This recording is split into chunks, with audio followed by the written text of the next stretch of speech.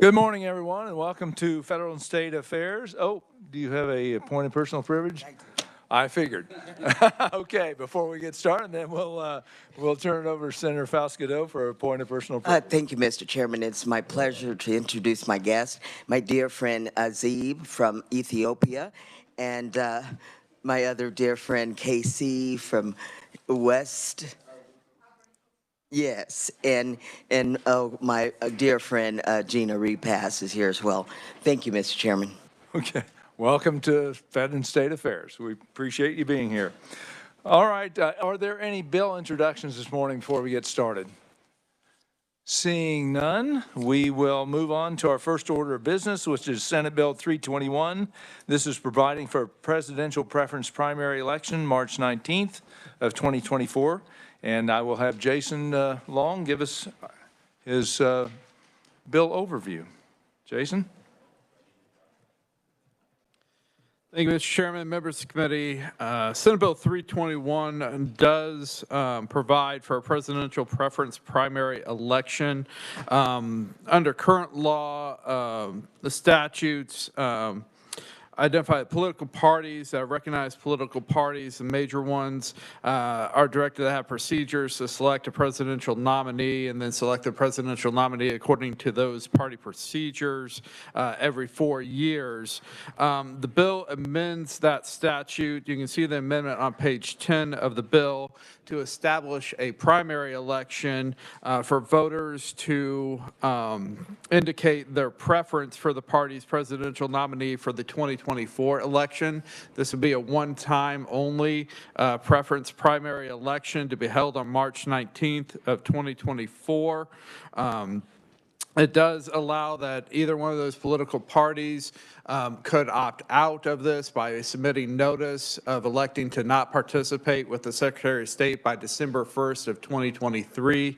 And so that's the peanut, if you will, of the bill 321.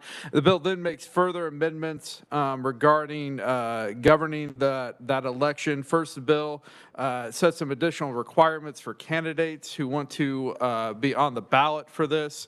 They would have to have filed the appropriate registration information with the Federal Election Commission.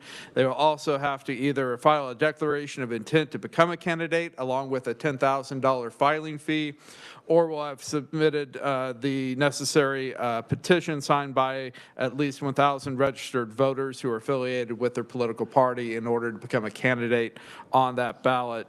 The other thing the bill does is establish some unique voting requirements and registration requirements for this particular primary election.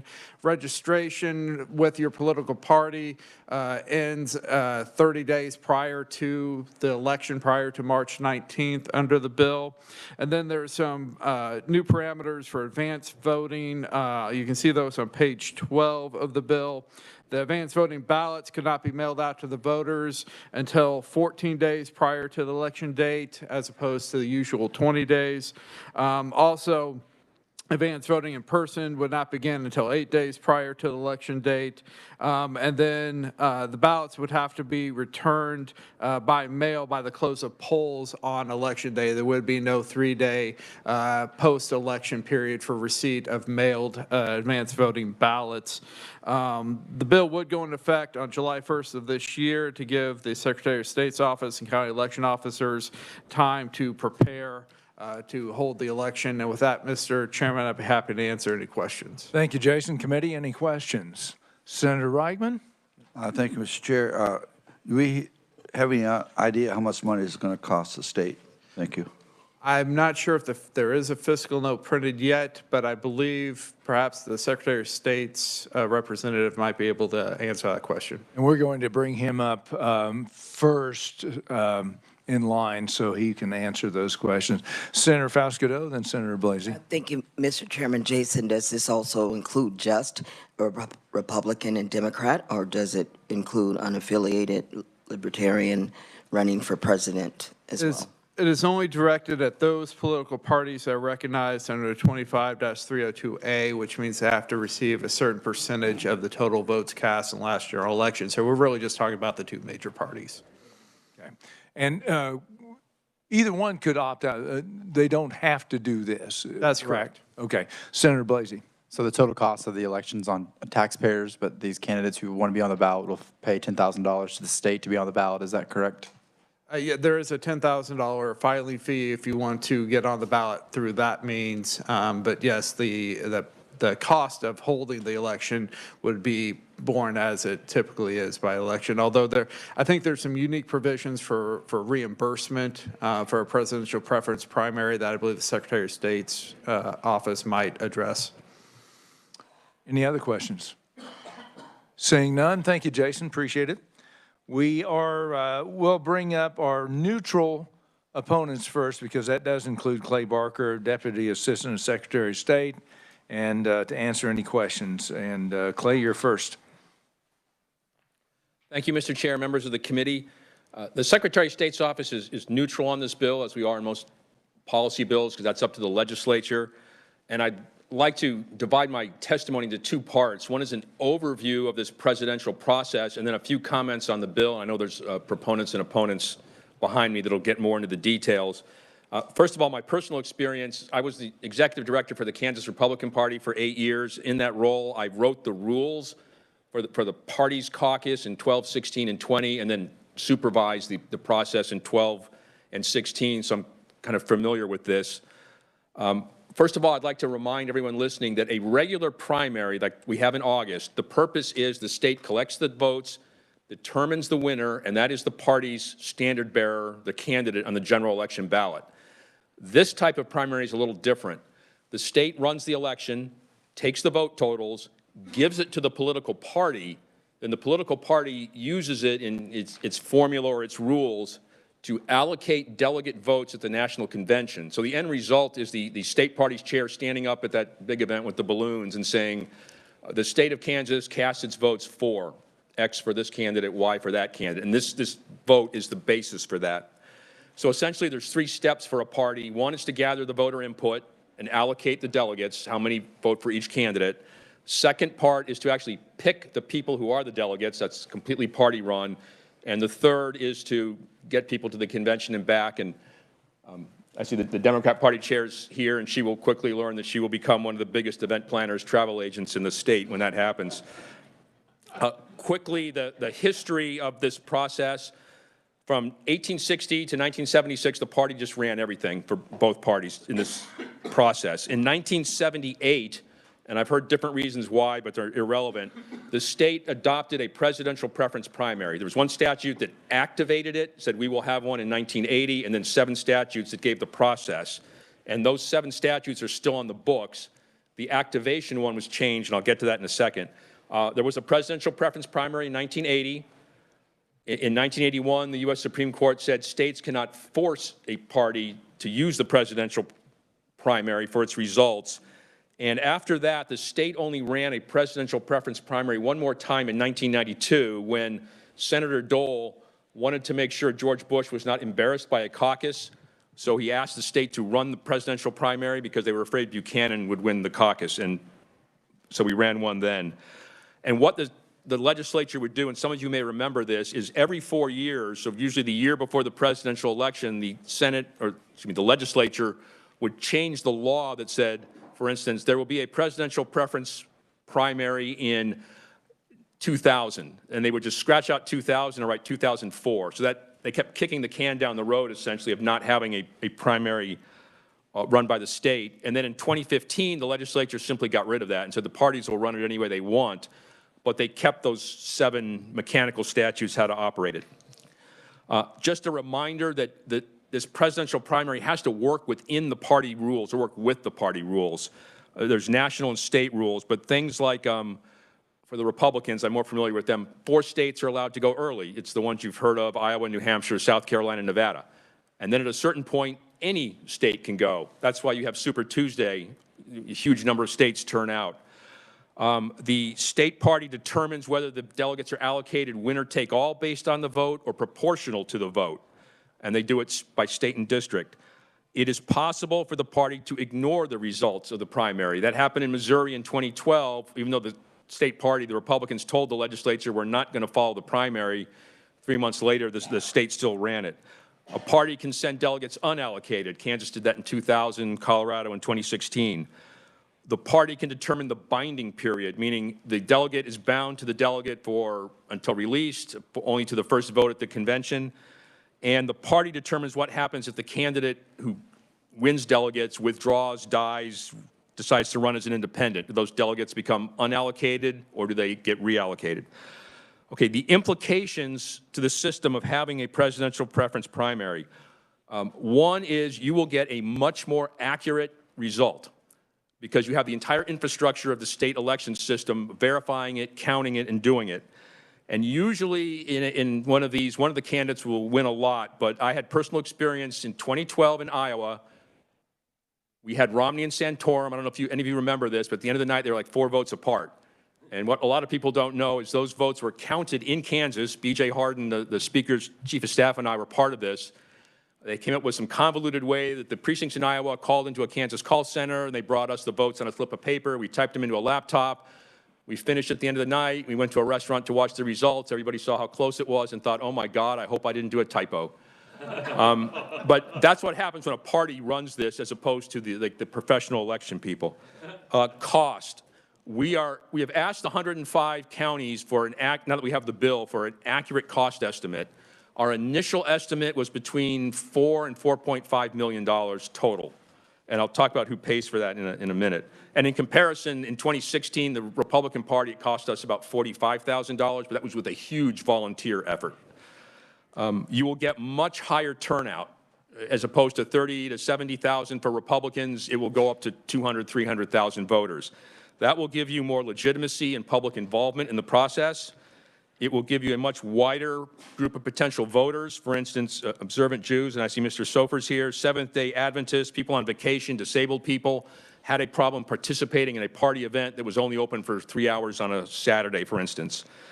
You will, and this is just the political reality, is the vote totals will tend to be more moderate. The Democrats will be less progressive. The Republicans will be, in total, less conservative. For instance, the Republicans tended to vote for people like Huckabee, Santorum, and Cruz, who didn't become the nominee, and the Democrats at least one time voted for Bernie Sanders.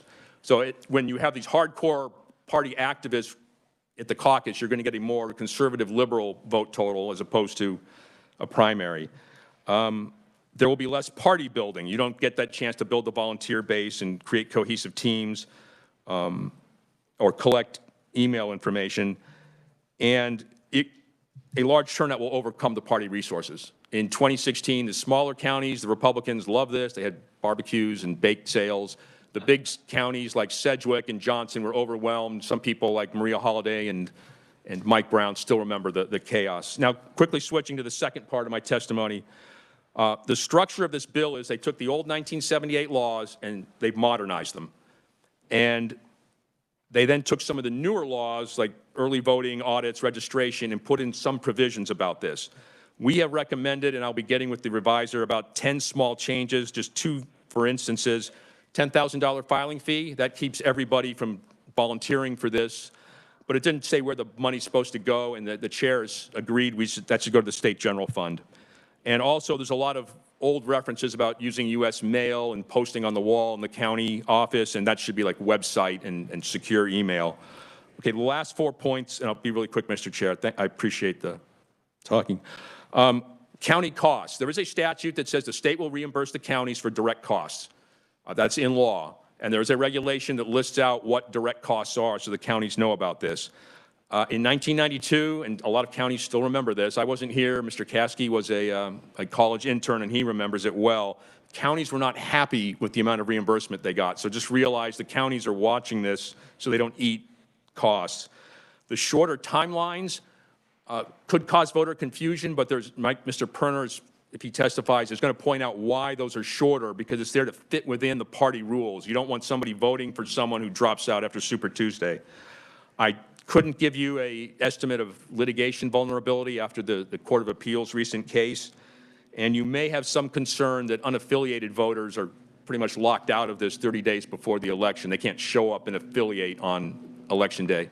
And Mr. Chair, I appreciate the patience for my testimony. I'll stand for questions at the appropriate time. Thank you, Clay. I'll just open it up to the committee for Any questions for Clay, and then we'll move on to the actual testimony. Senator Falscadeau? Thank you, Mr. Chairman Clay. So what have we done before in this particular instance? Why do we need this time?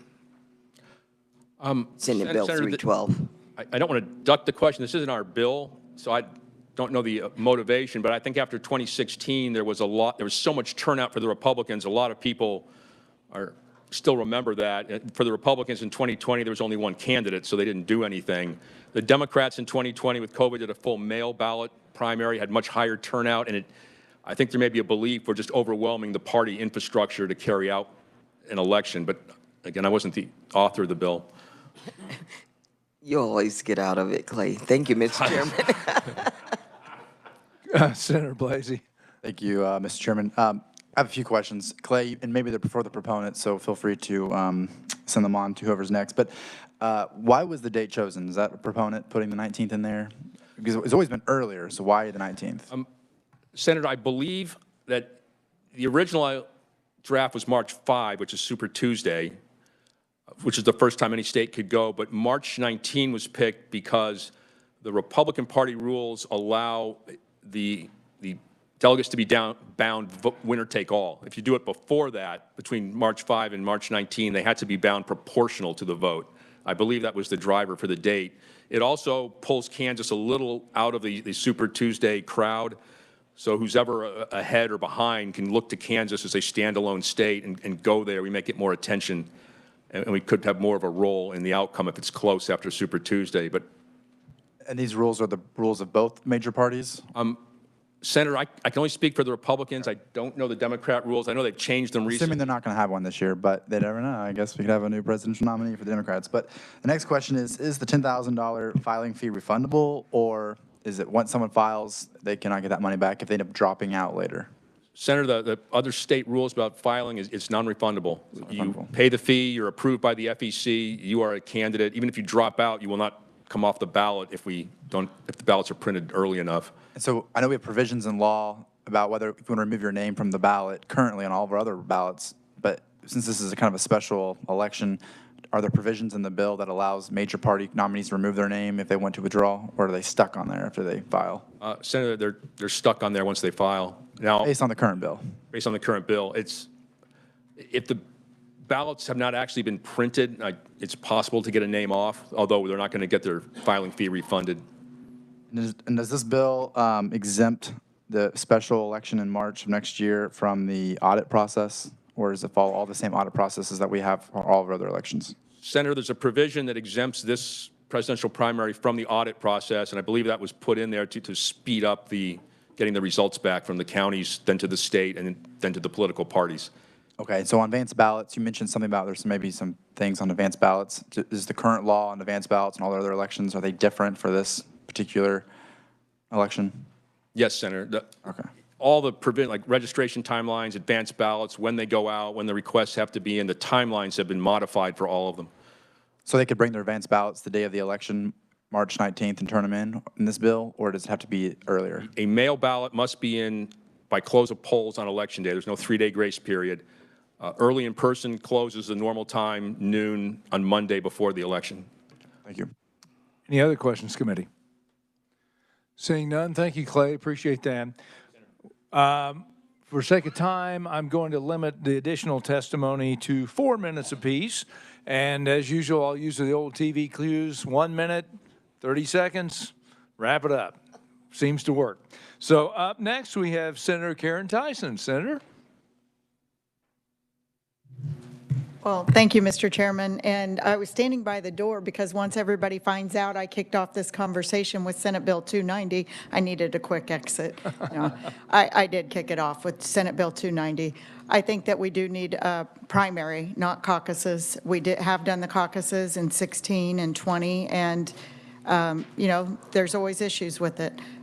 Voter integrity, security is always an issue right now, and this would just be a better way of ensuring it. However, Senate Bill 290 was moving all of the primaries, and I hope the committee will consider that. And the reason was for cost, because if we move all of our primaries in Kansas, then there wouldn't be this exceptional cost for a presidential primary. It would be at the same time as our other primaries. And you can take a look at this. Our window, March 15th, the RNC literally said you cannot hold a presidential primary before March 15th. I don't know if the DNC did too, but so March 15th to July, because both parties hold their national conventions in July. So there's your window of when you could hold the primaries. So what suits Kansas best? Currently, we're in August. So if we move it to July, well, we're really bumping that convention window. We could look at June. I think that would be reasonable. That's a 2-month, so we would move everything back 2 months. Our filing deadlines, everything would just go back 2 months. I think in some ways this might help the clerks too. They do have budget items going on in June, but not near as many things that are going on in August. But I think we should literally look at moving our primaries also. That would, so we would not have, there wouldn't be another cost associated with it. That would be one thing. I had 3 key points to moving it. The cost was a big one. We need an accurate, we would be saving taxpayer money and being frugal, and then making it easily accessible every election. One thing I really like about Kansas elections is we know the first Tuesday in August, the first Tuesday in November, we go vote. We make it that simple. So why not make it the first Tuesday in, you guys choose the date between May and August, or July, and let us know. That would be our primary every single year. So simplicity sake for moving all primaries, it would be on the same date. And then in even years and odd years. I just think it's simplicity for voters. We want high voter turnout. We encourage it. And so cost, simplicity, and sorry, you guys, taxes on my mind right now. But I think those are the main benefits for it, cost and simplicity. And with that, Mr. Chairman, I'd stand for questions. And I assume you need to run to a committee. I do. I've got, yes, thank So you. I'll open up the questions for Senator Tyson. Senator Blasey. Well, I first appreciate you sparking this conversation. I agree. I think the primary process is much better. In my home county of Sedgwick, we only have 1 location for all Republicans in the second largest county in the state to go vote. This would allow it in our rural areas of our county, where I'm from, is to go to your local polling site where everyone's familiar with. However, you mentioned March to July. Would that put Kansas at a disadvantage with the major parties in terms of most races are decided, I'm assuming, by May, June, July? Realistically, it would. But if it's a close race and there are delegates, we have so many delegates available for a convention, it could put us in the limelight too, depending on how on a race is going. And I have a feeling with next year's presidential primaries, at least with one party, that it could be a very contentious and every vote is going to matter. So, I think you're going to be in the limelight wherever you are. I would also say the Shawnee County, I helped with the Shawnee County, with several. I was 2nd District Chairman at the time, and we helped with the presidential caucus. The logistics, actually I wasn't the chairman, but I was helping, and they had 1 laptop to check in at 1 location in Shawnee County. I said, well, how long do you think that's going to take to check in? They said, well, anywhere from 30 seconds to a minute. I said, how many people are you expecting? Oh, yeah, we need to get more laptops. So they did, and it worked out great. It was wonderful. But these logistics wouldn't have to be worried about if it was a primary. Any other questions? Senator Francisco. Thank you, Mr. Chair. And I appreciate being able to be Oh, I failed to mention you're sitting in for Senator Holscher today. This is a topic I'm very interested in.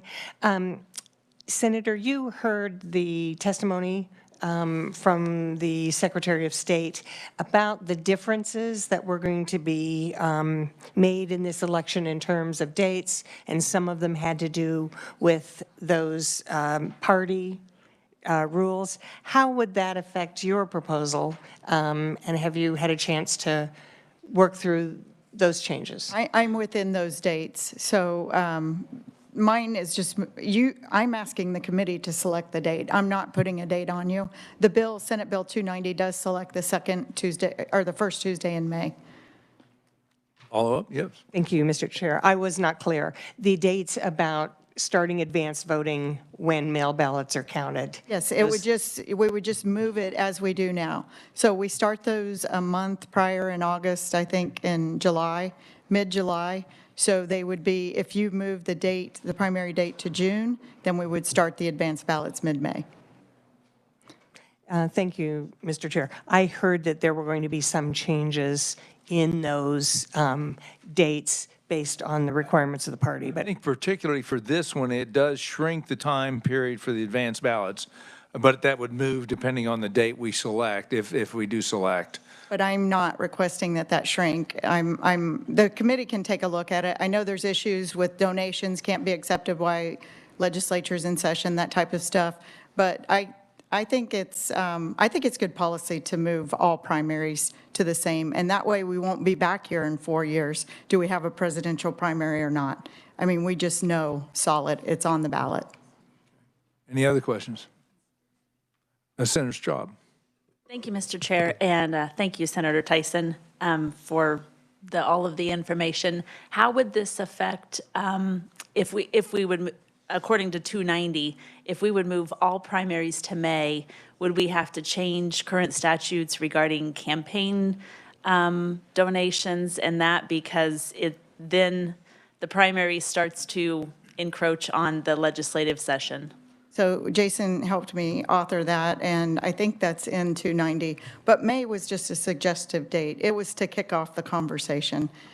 We allowed, I think it was during veto or session or some part of session, that there was availability for different things. But, you know, that's completely up to the committee. I want to kick off the conversation.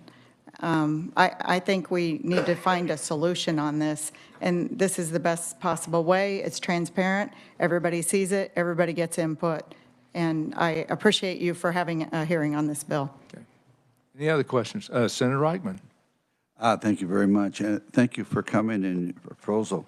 My concerns, I remember, I think you were here too, that we're in session all the way into June, and I could see some complications there, and also I think if you're in office, if you decide to run or not run, and, you know, for the time lag for somebody else run and get in, I think it might be a disadvantage for the people that are going to go run against the people that are in office and incumbency. What is your thoughts on that? Thank you. Thank you, Senator. I understand that some might feel that way, but if you're like me, you're out in the district all year round, and people see you, they hear from you, they know you.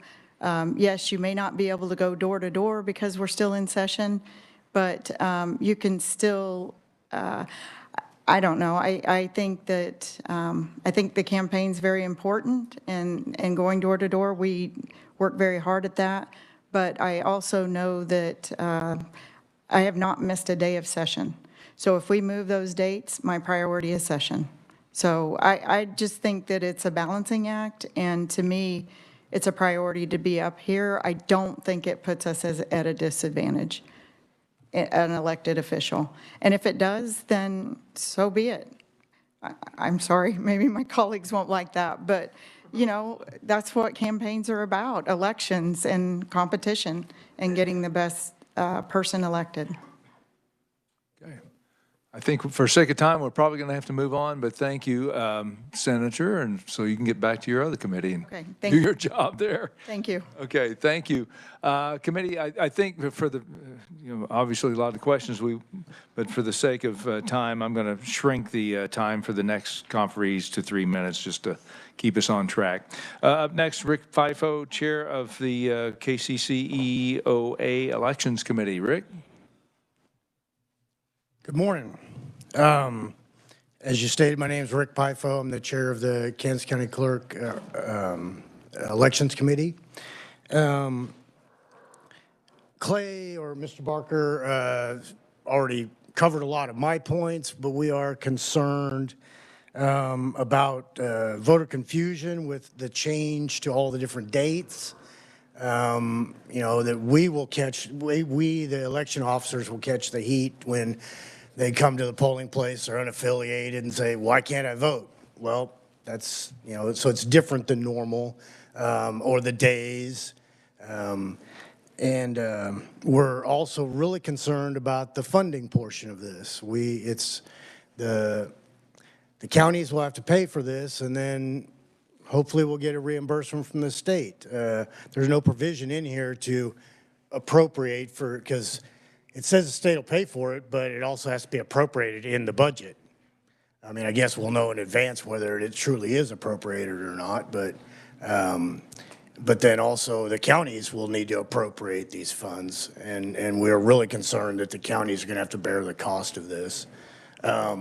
It does make sense that you want to use the trained election professionals to conduct this election, but there is some irony in the fact that we have been under attack and our systems have been under attack, but now they want to utilize those same systems for this. But other than that, I think that's all I have. I'll stand for questions when appropriate. Oh, this is appropriate time right now, Rick. Okay. So hang up there. Any questions for Rick? Senator Fasquedo? Thank you, Mr. Chairman. So, Rick, so then you're saying it would take away from the normal poll workers or the employees in the election office and shift the duties to just the Secretary of State's office? Clarify the statement you just made. That I made about About shifting the workload. shifting the workload. You mean as far as the funding part of it, or? Yes. Well, I think we would run them as normal. We would hire poll workers, set up our same polling places. I mean, my understanding of this is it doesn't necessarily change our county procedures as far as how many poll workers, how many polling places. I would suggest that counties conduct them normal, because there would be additional expense if we change polling places, go down to one polling place instead of 12 or whatever. So I would suggest that we would conduct it normal, other than these different timelines. But there's an expense to hiring those poll workers, and we can only be reimbursed for direct expenses. Senator Cluse? Thank you, Mr. Chairman. Can you reiterate and give me a little understanding? What do you mean system attack? You're neutral on here, right? Correct. Okay, can you explain that to me, please? Well, I mean, there's been a number of bills and legislation and activism about the way elections have been conducted in Kansas, and that's the only point I'm trying to make, is some of the same people that are making the accusations are now wanting us to do the work. Okay. Any other questions? Seeing none, thank you, Rick. Thank you. And by the way, Jason, real quick question for you. Do we expect a fiscal note or an estimate or before we work this? And by the way, committee, my intention is, if we get everything together, to work it tomorrow, because this is our last day. Tomorrow's our last day of committee. Looks okay, so we do have a fiscal note. Oh, no.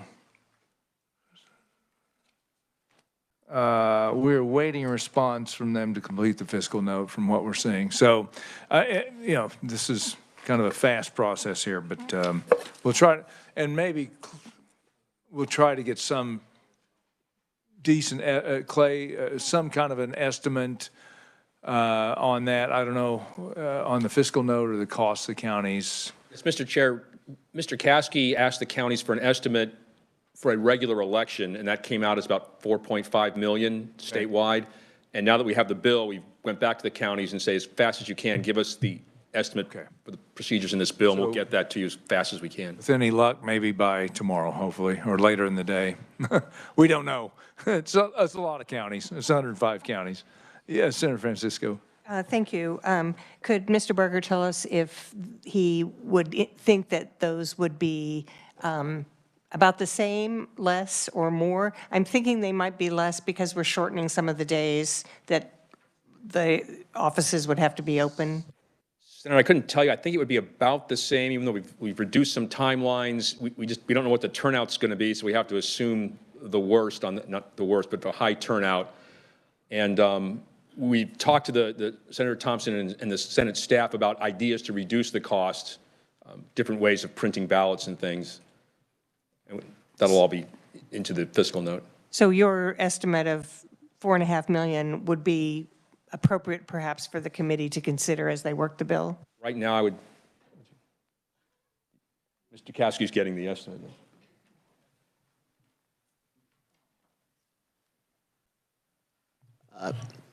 Mr. Chairman, Brian Caskey, Director of Elections for the state of Kansas. Senator, I do not have as much confidence as that number, so I'm asking for the committee's indulgence for me to hear from all 105 counties. We are working diligently, and I hope we will have better information before you work the bill in the morning. Okay, thank you, Brian. Thank you very much. Okay, committee, we're going to move on now to our proponent oral testimony. And again, we're going to restrict to 3 minutes just for the sake of time. First up is Helen Van Etten, former Republican National Committee woman for Kansas. Helen, welcome to the committee. Chairman Thompson and honorable committee members, and thank you for allowing me to provide the testimony. The voters of Kansas deserve the opportunity. I'm sorry. I'm not really sure. So, the opportunity to fully engage in the process of presidential election to select our next president of the United States. And this could be achieved by adopting Senate Bill 321. I know there's a lot to have to be worked on. I trust all those legal genius behind us. They can work on it, and with all the committees. In 2016, there's only 78,978 voters participate the presidential caucus in Kansas, in the Republican presidential caucus. And the comparison of the same year, U.S. Congress primary was 276,896 who voted in the 2016 Republican primary in August for U.S. Congress. So that just give you a little sneak review about how many people actually participate in the caucus. And similar turnout, disparity turnout in 2016, it was even worse. Back then, because we weren't perfect with doing our presidential caucus, we only had 29,857 votes participate in that year's Kansas Republican primary caucus. And more alarmingly, there were 256,106 voters cast the ballots in the 2016 August primary for U.S. Congress. All 4 districts added together, and there's no contested primary. So, authorizing a state-run presidential primary, it will be removing several factors. Number one, it will resolve the low participation factor. Number two, sometimes the day we're choosing is not convenient for some of the people working schedule and some religious reasons. And it's only from 10 o'clock to 2 p.m. It's a very restricted time slot. And also sometimes it's not accommodated for people who has ADD requirement, the handicap accessibility. So Senate Bill 321 will creating greater accessibility for Kansas voter. And I think for us, for the next year, democracy worth the cost. Thank you, senators. Thank you, Helen. Perfect timing. Committee will hold for questions till we have all the rest of the oral testimony. Next up is David Sover, private citizen. David, you've got 3 minutes. Thank you, Mr. Chairman, members of the committee. David Sofer. For a change, I'm not representing a governor agency for the first time in like 7 years testifying, so it's kind of nice to be able to share my own views and testify as a private citizen, so I appreciate the opportunity. Reason I'm here today is I'm representing the Jewish community. For us, as Clay has mentioned and Helen has mentioned, we've had unfortunate circumstances where we've not been able to take part in presidential primaries. The reason being is that we observe the Sabbath.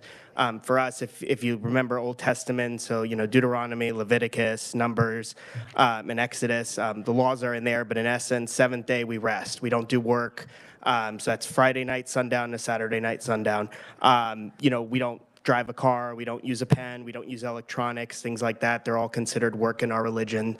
The only time we're able to violate that is for life-threatening instances. So, like for instance, doctors would work on Sabbath. They can do operations and things like that, use phones in order to be able to save a life. But unfortunately, voting is not considered one of those life-threatening instances. But for our community, it is really important that we are able to vote. In fact, many of our community rabbis would tell you they preach the importance of making sure they get out and vote. We take pride in the fact that our communities have really high voter turnout rates. But from our end, it is really important for us to be able to take part in that voting. And historically in Kansas with caucuses, there have been challenges with the fact that they've been scheduled on Saturdays.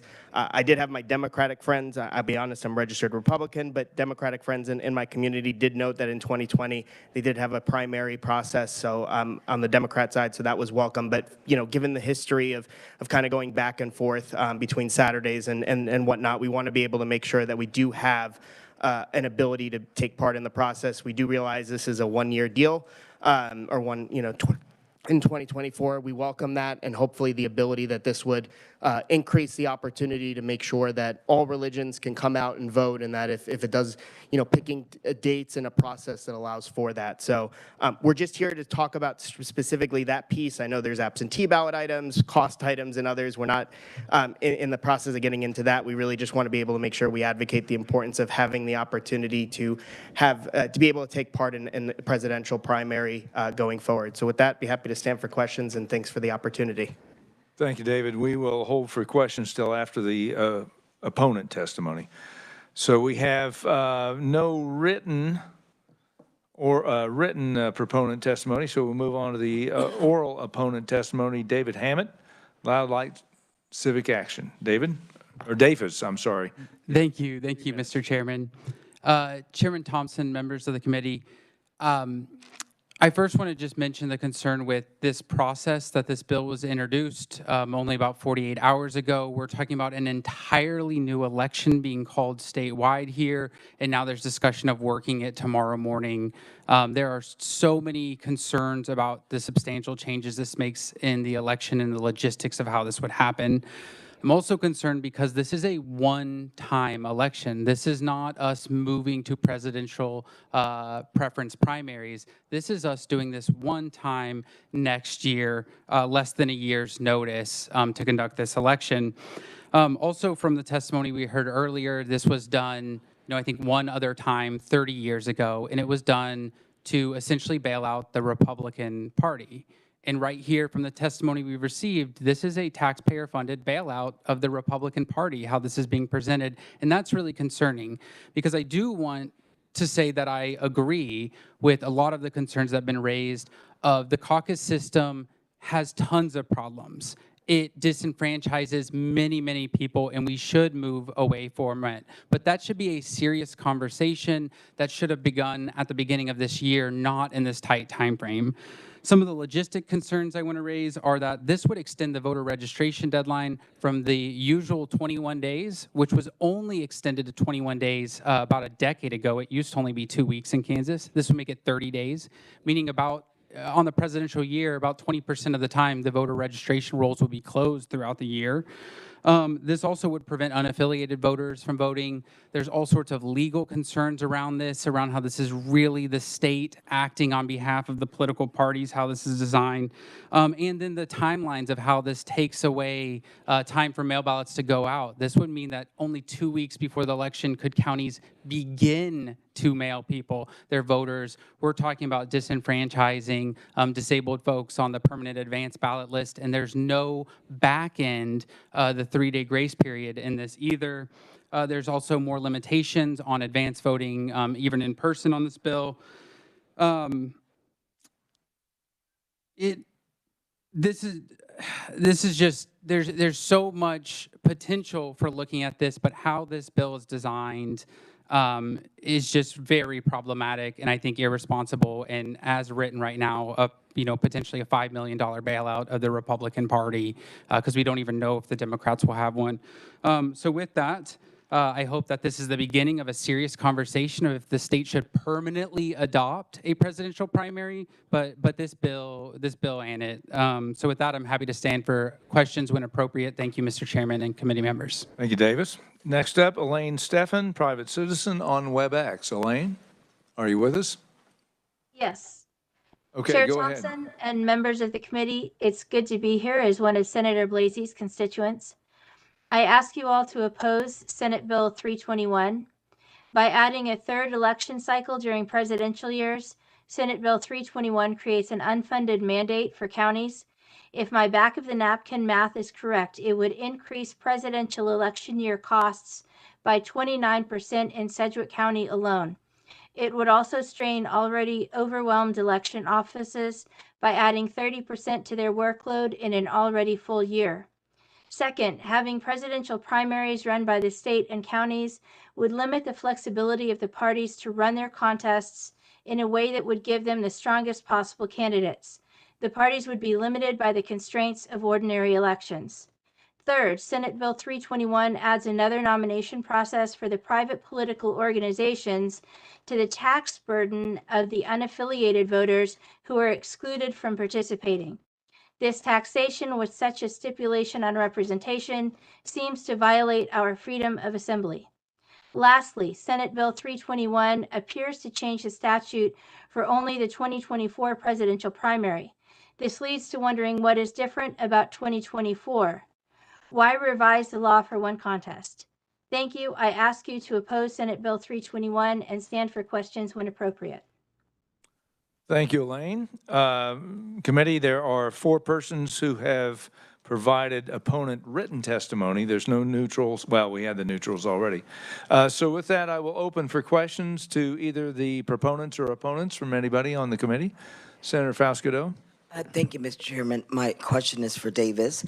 As you come to the podium, I appreciate your knowledge on election issues. And so my big concern, as I asked previously, was regarding the unaffiliated voters. My daughter, who is here in the Capitol today, she's unaffiliated, and she likes to, vote for the person. And so with this legislation here, would it then allow unaffiliated to choose their party to vote for, or would they not get to vote at all? So this is that concern that I had on there's sort of unique rules that are created in this. And this would say that you would have to be affiliated with the party 30 days before the election. What Kansas law does right now is if you are an unaffiliated voter, you can show up at the primary on election day and decide to affiliate with the party. So you could say, come in and say, I want to be a Republican and vote in this primary and be allowed to. This would exclude that. So unless an unaffiliated voter has declared 30 days before the election, they would not be allowed to participate, which is about 1/3 of Kansans would be blocked from participating. Senator Reichman. Thank you. This is for the same person, Davis Hammond. Thank you for coming. And I understand your concerns. The fast time and so on. I have 2 questions. One, do you support our caucus we have now? And secondly, how does this actually help the Republican Party? I wasn't quite understanding that. Thank you. Thank you, Senator. So I do not support the system as it is right now. Of course, that system's been run in different ways by both parties over the years. That has changed a lot, so there's sort of not an example to point to of this is how it's always run. I do think it's a bad system, and the state should look at moving away from it, but I think that should be, a thoughtful consideration. On the second one, sorry, what was this? You mentioned this is to help the Republican Party. So in this context, it was because of the testimony that I had heard before in some reporting. It's my understanding that this was sort of designed in back rooms involving Republican officials and that the chairperson of the Democratic Party didn't even know about this. As was mentioned, y'all aren't even sure if it works within Republican bylaws. Within Democratic bylaws. So there was that concern. And because what has traditionally happened, my understanding with caucuses, is that if there's an incumbent of the party running, the party doesn't run a caucus. So assuming that President Biden would be the Democratic nominee again, the Kansas Democrats would be unlikely to even participate in this. And so it would really be designed for Republicans. And as was said, this was internal Republican drama in 1992, and it appears to be internal Republican drama in 2023. Thank you. I will note that Senate Bill 290, as Senator Tyson brought up, has been introduced for quite some time. So the topic of presidential primaries is not new 48 hours ago. This has been on the table. This is just a different version of the bill. Any other questions, committee? Senator Francisco. Thank you, Mr. Chair. I have a question for Elaine Stephen, if she is with us and would answer. Elaine, are you still online? Go ahead. Yes, sir. I appreciate your testimony. You did express some concern about the cost of elections that are partisan. How do you balance that with the long-standing tradition of having partisan primaries run by our county officials? I'm, as an independent voter, I believe that if an election is a nomination process for a private political organization, then it should be handled and paid for by that private political organization. Quick follow-up. Follow-up. So that you think that we should not be holding our primary elections for state legislative candidates through our county expenditures, but rather through those parties, individual parties? I think the problem comes in when unaffiliated voters are essentially excluded from being able to participate in those primaries unless we choose, unless we not choose, it's kind of a forced choice to register to affiliate with these private political organizations. If we had open primaries in Kansas where you could participate in the primary without affiliating, then that would take kind of that taxation without, that stipulation on representation out of, it would eliminate that as an issue. Thank you for those comments. Thank you. Any other questions, committee? Seeing none, thank you all. We'll close the hearing on Senate Bill 321. With your indulgence, committee, I did plan on working 3 bills. I think it'll be fairly quick, so we'll move on to those very quickly. First one would be House Bill 2269, and we heard that yesterday, and I'll turn it over to Jason to give us a quick explanation. This was on the Kansas Cigarette and Tobacco Products Act to conform with federal statute. Jason? Yes, Mr. Chairman, members of the committee, House Bill 2269 is the bill that makes amendments to various statutes under the Cigarette and Tobacco Products Act, simply to raise the restricted age for purchasing such products from 18 to 21. Committee, any questions for Jason?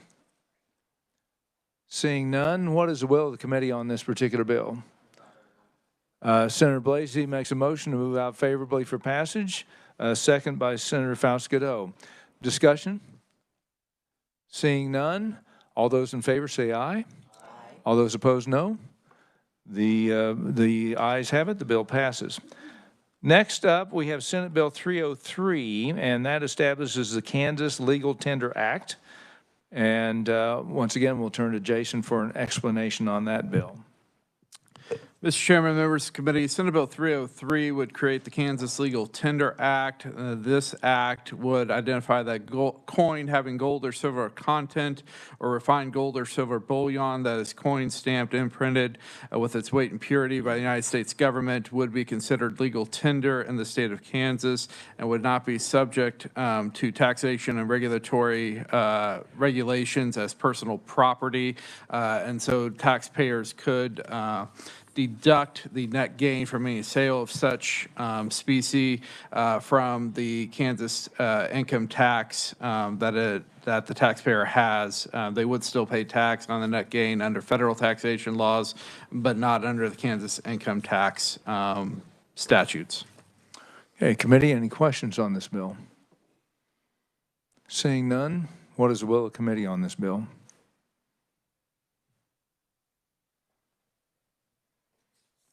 Apparently not much. Okay. We have a motion to pass out Senate Bill 303 favorably for passage. Do I have a second? Second by Senator Blasey. Any discussion? All those in favor say aye. Aye. All those opposed, no. It appears the ayes have it. The bill passes out favorably. Okay, we move on to Senate Bill 133, and that is the donor-imposed restrictions on philanthropic gifts of endowment funds or property to charitable organizations. And once again, we'll turn to Jason for a quick explanation of that bill. Mr. Chairman, members of the committee, Senate Bill 133 would create the Donor Intent Protection Act to provide legal recourse for a donor or a donor's estate when their gift restrictions are not honored by a recipient endowment fund. It's applicable to charitable organizations that accept contributions of property in any form from an endowment fund or to an endowment fund. And when the donors impose restrictions on the use of that property, the charitable organization be required to abide by that restriction unless specifically required or authorized by law to do otherwise. There is, within 6 years, if the restriction is not followed, then the donor or donor's estate may bring an action against the charitable organization.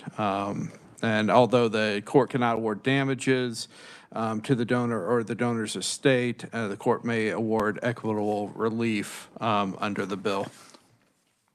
Any questions, committee? Seeing none, we do have, yes, Senator Blasey. Thank you, Mr. Chairman.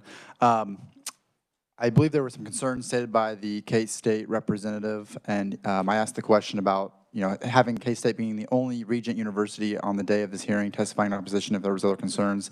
He said he had spoken to another one, and so I had spoken with my Regent University, which he had mentioned in his comment, and they did not have concerns. So that's what they've told me.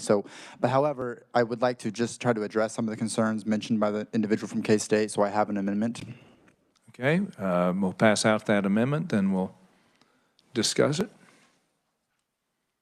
Would you like to explain it or have Jason? I will try to explain it. Okay. 4 parts. If everybody would probably please turn to page 2 of the bill. Let everybody get it passed out first here, or get it passed out and everybody take a look. Okay, go ahead. All right, on page 2 at the very top, the first box, it is ensuring that we limit this to a single donor. So if you're donating with 100 other donors in a certain fund, one donor can object for the speaking for all 100s. This is really just limiting to one individual who made a contribution that their intent is X, and if it's being changed, then they have standing. So this is trying to clarify that with one of the concerns mentioned by the individual from K-State. Another concern he stated was legal representative. So this kind of tightens that in this amendment to just specifically mention that you have to be an executor of a person's estate or a surviving spouse. So really what I tried to do there was just really tighten that to help address that concern. And then on the third box, you see that I scratched out 6 years after discovery. I would probably try to equate this to maybe a statute of limitation. I go down to 2 years, which this mirrors all the other consumer protection laws that we have on the books here in the state of Kansas. On page 3 of the bill, the fourth point I'd like to mention is remind myself here. Oh, the effective date of this act. So this does not go retroactive. The cases that have been settled already on the current system, this does not allow them to reopen up. So this is just going forward on the effective date of this act. On page 1, there were a couple balloons there. Yes, and those kind of just mirror some of the changes that were done on page 2, like specifically that the donor is the only donor gifting such endowment fund or gifting property in such endowment funds. So kind of just mirrors what was done on page 2 and 3. But the peanut of the amendment are those 4 components. Okay. Committee, any questions? Senator Straub. Thank you, Mr. Chair. And this might be a question for the reviser instead of Senator Blasey, but single donor, would that include if it was like a family donation? Or is that an individual, single person?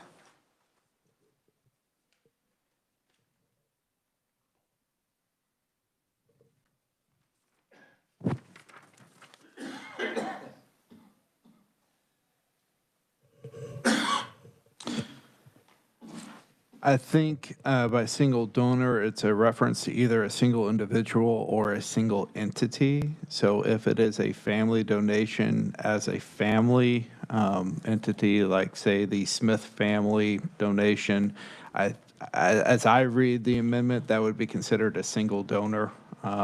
If any individual from the Smith family then made a separate donation in their own individual name, they would be a separate donor to the endowment fund and would potentially bring this out of the scope of this amendment. Correct. It would be, Mr. Chairman. Go ahead. It'd be a single source of funds. So, I mean, if the family's estate made that contribution, you know, that the estate. But if, like, say, Chase Blasey makes the donation, it'd be Chase Blasey's donation. And the legal representative kind of helps clarify also spouse and executor of the will or trust. Follow up.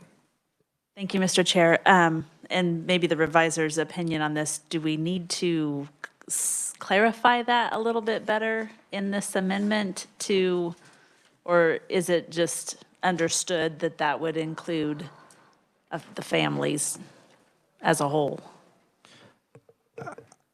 I believe the language is clear and the understanding that is a single source of the donation. And so whether that be a family or an organization or an individual, it is a single source that would be the trigger for the application of the legislation. Not sure about that. Okay. Senator Fasquedo. Thank you, Mr. Chairman. This was, I was joined virtually when this hearing took place. So Senator Blasey, does on page 2, the First Amendment, does that address somewhat that if I make that donation, that it goes to who I want it to go to? Senator Blasey. Thank you, Mr. Chairman. Yes, so we heard testimony that there was individuals who made donations with the intent of supporting a hospital. I think was one example. Another one was maybe a Regent University, or sorry, university not in the state of Kansas. But this is really just to ensure that donors' intent is protected. Any other questions, committee? Senator Straub. Thank you, Mr. Chair. Not to belabor this, but for example, if you had two brothers donate to an endowment, would they be considered one entity, or would this exclude them then because you actually have two separate families contributing to the same endowment, like it's in their name, like it's in their family name?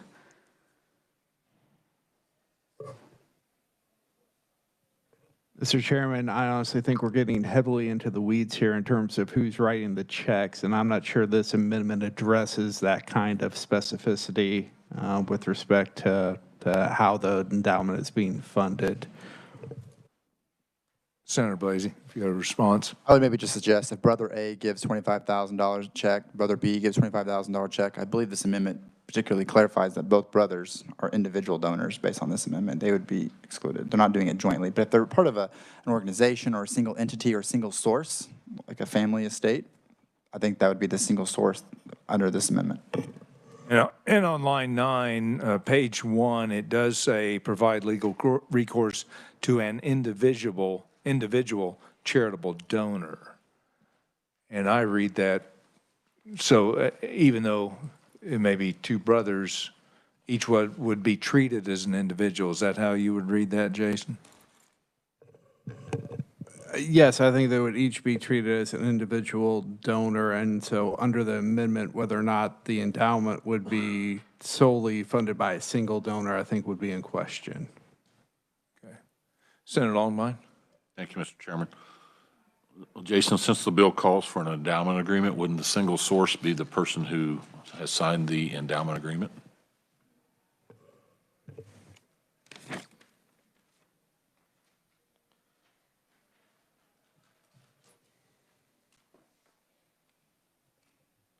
The endowment agreement does speak to the donor in the singular, and so, but if there is a separate donor that makes a payment to the endowment fund or makes a contribution to it, whether or not that would constitute a separate donor, and therefore it's not a single source endowment fund, I think is the question that's being raised.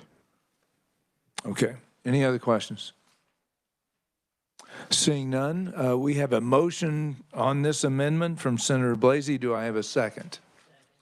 Second from Senator Peterson. Any more discussion? All those in favor say aye. Aye. All those opposed, no. The motion passes, and we are back on the bill. Any other discussion on Senate Bill 133, or I'd entertain a motion? Mr. Chairman, I don't know how you want to handle this with House Bill 2170. Oh, sure, that'd be fine. So on House Bill 2170, yesterday we took the contents of that sampling alcohol bill and we put that in another liquor bill, and that was passed out favorably yesterday by the committee. So currently that shell is open. So I would make a motion that we take the contents of Senate Bill 133 as amended and putting them in House Bill 2170 and pass that out favorably. For the motion, any discussion on that? Oh, it's just, yeah, substitute bill. So we need, we need a second, yes, on that. A second from Senator Cluse. Now discussion. Okay, so the motion is to strip the contents out of House Bill 2170, insert the contents of Senate Bill 133 as amended, correct? Any further discussion? Senator Francisco. Thank you, Mr. Chair. I will just state my concern about not having another House look at this bill through that action. Okay. Any further discussion? Seeing none, all those in favor say aye. Aye. All those opposed, no. The ayes appear to have it, and that bill passes. Committee, thank you for your indulgence and the work. We do have The bill, or just put it in we do have the same motion? Okay. we do have a couple bills to work tomorrow. No hearings, and thank you very much. And with that, we are adjourned.